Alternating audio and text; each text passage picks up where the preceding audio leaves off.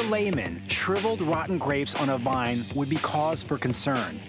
But to the trained eye, botrytis, or Nobel Rot, can result in a wine of unparalleled flavor. This famous fungus withers healthy grapes like raisins, producing a concentrated sweet wine. Some of the great French Sauternes and German Beerenauslesen all start with a little gray decay. Nobel 1 is a botrytis wine produced at De Bordeley Vineyards in New South Wales, Australia, and follows in the tradition of these intensely flavored dessert wines.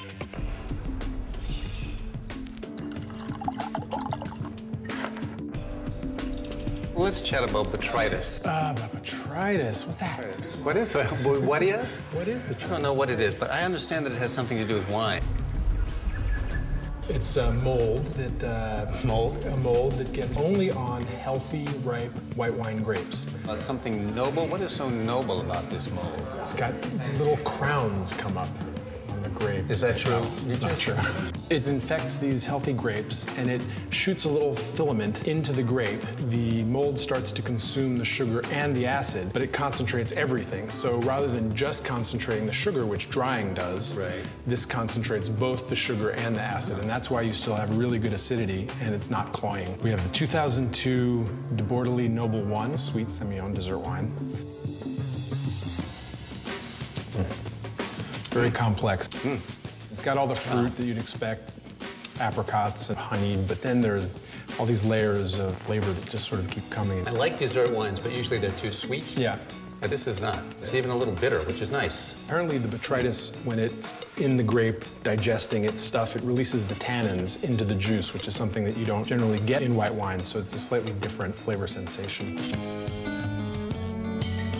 Who was the first person who went out into the vineyard and saw this mold all over the grapes and said, oh, that'll make a good wine? That was a brave person. I don't know. There were, or desperate. Or desperate, or drunk. No.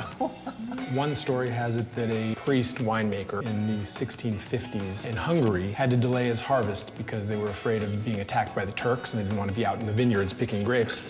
And when they finally felt safe enough to go out in the vineyard, they found the grapes were covered in this gray mold. But for whatever reason, they decided, let's see what happens. And they found that they had something very special. Yeah, nearly got 100% infection on that bunch. And, you know, spread to those last few green berries and... The right time to be picking it. Anywhere that you can grow grapes, can you make this wine? You can only make this late in the growing season. It's in a place where you get very humid conditions early in the day or overnight, and then the dry afternoon slows it down and dehydrates the grape. This one's a little bit further advanced. Yeah, and Australia is not a place you would think of as having high humidity, but in fact, where this wine is made, it's very close to a river, and they get foggy mornings followed by warm afternoons. So it's all about the climate, making sure it dries in the afternoon. Yes. Without the right climate, you can have lots of mold and have horrible wine. Or no wine at all. No wine at all. At that point, it's not noble anymore. It is not noble. It is ignoble. It's become the bad mold. This would be nice after a nice juicy steak and ice cream. An ice cream. Much more romantic. I would drink this instead of dessert, especially cheese. It goes great with cheese. I love cheese and I love sweet wine. So yeah, This is delicious. Yeah. Cheers. Beautiful.